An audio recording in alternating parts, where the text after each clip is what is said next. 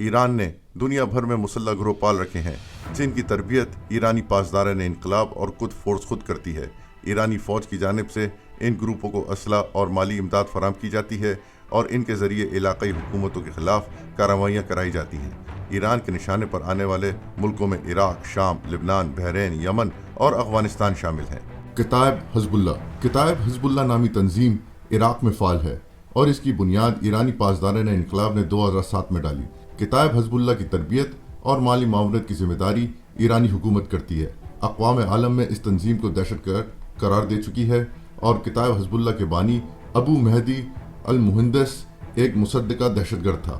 کتائب حزب اللہ ہزاروں کی تعداد میں عراقی افواج کی قاتل ہے اور اس کے حالیہ سربراہ احمد المداوی ایک عالمی دہشت گرد ہے۔ ہماری اس کاوش کو دیکھنے کا بہت شکریہ۔ براہ مہربانی ہمارے چینل کو سبسکرائب کریں اور اس ویڈیو کو زیادہ سے زیادہ شیئر کریں۔